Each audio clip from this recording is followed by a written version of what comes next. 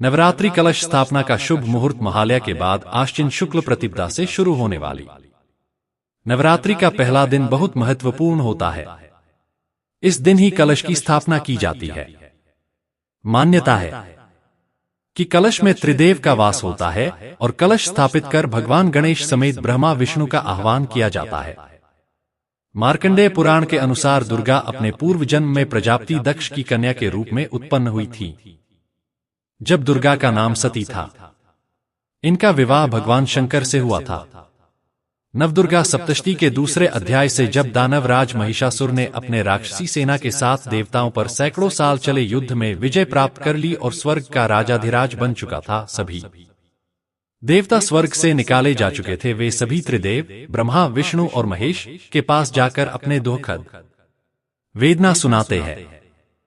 पूरा वृत्तांत सुनकर त्रिदेव बड़े क्रोधित होते हैं और उनके मुखमंडल से एक तेज निकलता है जो एक सुंदर देवी में परिवर्तित हो जाए। भगवान शिव के तेज से देवी का मुख, यमराज के तेज से सर के बाल, श्री विष्णु के तेज से बलशाली भुजाएं, चंद्रमा के तेज से स्तन, धरती के तेज से नितंब, इंद्र के तेज से मध्य भाग, वायु से कान, संध्या के तेज से भौहें, कुबेर के तेज से नासिका, अग्नि के तेज से तीनों नेत्र, आचार्य देवताओं के द्वारा ही शक्ति का संचार भी देवी दुर्गा में हुआ। शिवजी ने देवी को अपना त्रिशूल, विष्णु से अपना चक्र, वरुण से अपना शंख, वायु ने धनुष और बाण, अग्नि ने शक्ति, ब्रह्मा ने कमंडलू, इंद्र ने वज्र, हिमालय ने सवारी के लिए सिंह, कुबेर ने मधुपान, विश्वकर्मा में फरसा और ना मुरझाने वाले कमल भेंट किए। और इस तरह सभी देवताओं ने मां भगवती में अपनी अपनी शक्तियां प्रदान की। मां दुर्गा के 9 स्वरूप को किसने बनाया? जब ब्रह्मा, विष्णु और शिव की त्रिमूर्ति 10 भुजाओं वाली एक शक्तिशाली महिला रूप बनाने के लिए एक साथ आई।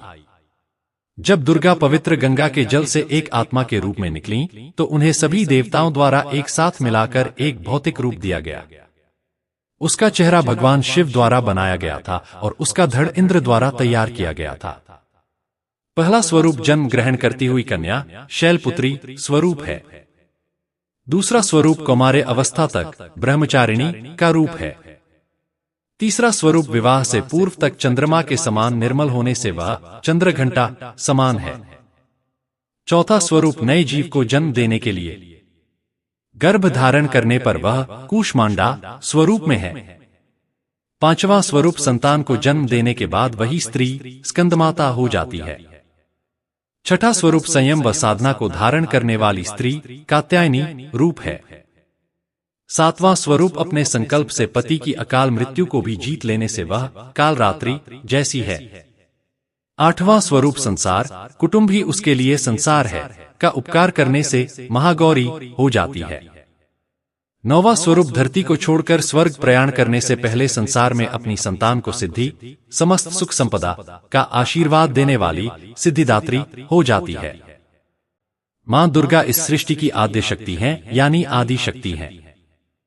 पितामह ब्रह्मा जी, भगवान विष्णु और भगवान शंकर जी उन्हीं की शक्ति से सृष्टि की उत्पत्ति, पालन पोषण और सहार करते हैं। अन्य देवता भी उन्हीं की शक्ति से शक्तिमान होकर सारे कार्य करते हैं।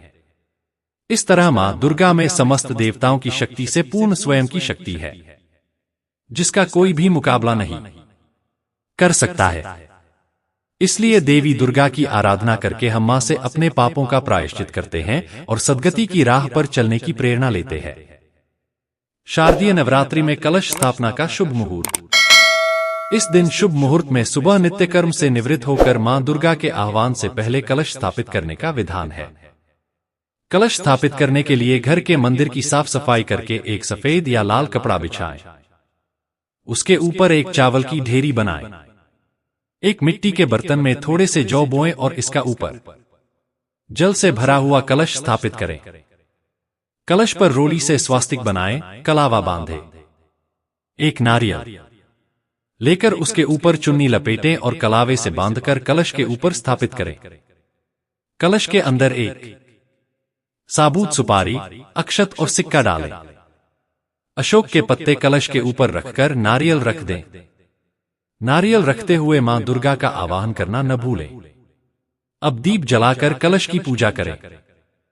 फिर उसके बाद इन दिनों के व्रत करने का मन हो तो संकल्प लेकर सप्तशती की पाठ करें।